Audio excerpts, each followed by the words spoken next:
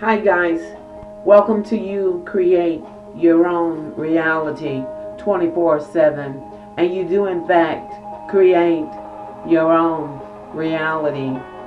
I'm so glad you took the time out of your busy day or afternoon to join me. Pull up a chair, sit close, and listen to what I have to put in your ear for today. Some words of wisdom. You know, we have a valued treasure. It's very valuable. We take it for granted. We don't pay attention to it. It's like when you go to the store and you purchase something and you have instructions. And if you follow the instructions, you can put the packaging or whatever it is together, the object together. That is what it was designed to do. But your mind, nobody gave you instructions on how to really use your mind. You can have a powerful race car and not know basically what to do with the race car. So we want to dive in to our mind and learn how to use it, because most of us were not taught how to use our mind. When you think about it, the average person has 144,000 thoughts a day. Can you imagine that? 144,000 thoughts a day. So, if you're not guarding your thoughts, you're really in trouble. And most people are not guarding their thoughts. And that's what we're going to talk about today. Guarding your thoughts, your treasure. Now, your treasure, what I spoke about, is very priceless. And that treasure is your mind. I'm going to tell you a short story. There was this man. He was very unhappy. And someone suggested that he go to a guru. So he went to the guru and he asked the guru, he said, "Why am I so happy? Why don't I have the treasures like others?" And the guru told him, "It's very simple. You already own a great possession. The most best and gracious possession is your mind." But I guess that guy didn't really get it. Some of us don't really get it. We're on to the next great thing, Oh, I can do it like the iPhone. That's another thing. Nothing against Apple. They create very good products. I have one myself. But everyone is they want the next great thing. These principles are very simple. There's nothing hard about this at all. Everything is very simple. And because it's very simple, people think there's something complicated about it. And it took me that way too. I don't know what I thought. Back then I thought, I'll give you an example. I used to try to read Napoleon's Hill's Think and Grow Rich. And I've read it a couple of times, but I couldn't get anything out of it. And I'm like, oh man, that's just a book about your mind. It doesn't do anything. It would be years before I could really dive into that book and understand what it was saying. And people say the same thing about the Bible. I don't get nothing out of it. I don't understand it. It's just a bunch of words. No. You need to learn how to study something, okay? And how you study something, in past videos, I told you about this technique called role learning. Role learning. I'm saying row like a row in a field. That's what I'm saying, a role learning, okay? You learn something line upon line, like they say in the Bible, line upon line, precept upon precept. So you learn it, each word or each sentence at a time. And you don't move to the second or the third sentence until you got it committed to memory. Okay? So you want to commit it to memory. Don't move on until you got it committed to memory, until you know what it is. You need to know what it is. Just like if you're looking up a word, it used to be when kids went to school, they would give you weekly spelling words. And the teacher would tell you, okay, I'm giving you 20 words or 10 words. I want you to look them up and define them. So you looked them up in the dictionary. You wrote the word down 10 times. And you wrote down the definition. So you know what it was. Many people don't take the time to look up a word. They don't know what it is. They don't care what it is. All they can tell you is, so and so says so. That's the first thing that's wrong. A lot of these churches now, at least it used to be, a lot of churches would just say something and people would take it as the gospel's truth. Now, it seems a lot of people now want to be shown. They don't take people's word. They want you to show. But there's still another segment of the population that don't bother about checking out nothing. They just go by what somebody says. So I want you to take this time out to challenge yourself to actually go and get a dictionary. Just go get a dictionary. I don't think they're too hard to find. But go get one, okay? And look up. Really look up what it says about your mind. Really look up what it says about your subconscious mind. Learn about your subconscious mind.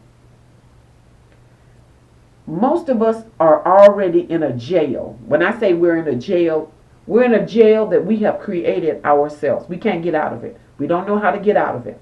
We're stuck in this jail. We're stuck and we can't get out of it. You can get out of it. In the last video that I did, I was talking about poverty being a state of mind. Get that out of your mind. Get it out of your mind. Make up your mind. You're going to follow the principles that I teach you. Go over these principles daily. Commit them to memory daily. Okay? So I'm still a student just like you are. I'm still learning just like you are. I'm no different than you. Some people will go and say, well, how is a successful person so successful? They're no different than you. They know one thing. They know how to think. And you don't. They know how to use their mind. You don't. I want to teach you how to use your mind. Don't be like a monkey in a tree going from limb to limb to limb. Thinking this, thinking that, thinking this, thinking that. Don't do it. Remember, I taught you a modality about your mind. And I told you that your mind is a creative force. So are your thoughts. Okay? So when you get a thought, if it's negative, if a thought is negative, stop it. If you feel sick, don't say I'm sick. Don't say it. Say I'm well. I'm well. I'm healed. Don't say I can't do that. Say I can do all things through Christ who strengthens me. That's what you should say. I'm going to tell you a story. I like to tell stories because people can relate to them. A long time ago, I lived in a small town, Palmetto, Georgia. It's out from Atlanta, Georgia. And there's another little town. Well, it's not little anymore. It's a big town now. It's Noonan, Georgia. So I used to spend a lot of time in Noonan, Georgia. And there was this girl. I still have a couple of, one main friend I still have there now. Some of the other people I know have like faded off the radar. But anyway, there was one girl that I knew. All she ever wanted to do was live in the projects. Now, if you don't know what a project is, it's like public housing. But anyway, I met her working on a job, and she never really took any pride in how she presented herself. She would come to work, her uniform not ironed, her hair sticking up on her head, and I don't know why they, I don't know why they expected her to take care of patients, but she was just like a body. And some people say they want a job. They just want a job. They're not going to do. They'll do just enough to get by to keep the job. But anyway, so she'd come to work, uniform not pressed, hair sticking all up on her head, and they expecting her to go and take care of somebody or whatever. But anyway, she'd come to work. She half do her work. She'd half do her work. They said, "Did you bathe the patient?" "Yeah, I bathed him." And I'm like, "Did you bathe that man?" "No." I'm like, "Why you ain't bathe him?" She said, "I'm tired of all of this work." And I'm like, "Don't you take pride in your work?" She was like, "I just want the money." I said, "Okay, all right. You just want the money." So to make a long story short, this young lady pretty much stayed in Noonan, Georgia, all her life. She really didn't work that much. I mean, she wanted to live on public assistance. Years went by. She had a child, like I had a child. But anyway, my son became very successful. Her son wound up in jail. Of course, late in life, she wanted to work, but she couldn't work. She was trying to work, and she had diabetes. She didn't take care of herself very well. And at the time that she passed away, she still was waiting for them to give her her disability. But she never got her disability. Now, I won't call her name for privacy issues, but the thing is, she never knew how to use her mind. She never wanted better. She stayed right there in that small town. She just didn't want. She didn't want much. So you have a lot of people who just don't. They don't want much. They don't aspire to be what they truly are. And I want you to be prosperous. I want you to be better than what you are. If you're working a job, that's very well, because I'm working several, okay? But I aspire to have my own business, and I'm going to do that, okay? YouTube has created a platform that anyone can take advantage of, okay? You have the internet. The internet is the superhighway, okay? So think of your mind just like the internet. Your mind is a superhighway. It's a frontier. Your mind is really the last frontier. It's the undiscovered country. You need to spend some time and learn about your mind and realize you are capable of doing anything you set your mind to. Control your thoughts. When you control your thoughts, you change your life. Now, this is what I'm going to challenge you to do. Remember, we said the internet is the superhighway. I want you to go online and I want you to Google Napoleon Hill. And I want you can probably find a free book, an ebook or something. You can find it. I challenge you to read his book and apply his principles. Now, this next principle is a principle in this book, and it's called auto-suggestion. AOTOSUGGETION. Auto-suggestion. Okay?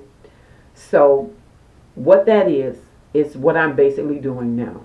You're talking, but you're talking to yourself. You're talking to your inner mind, your inner.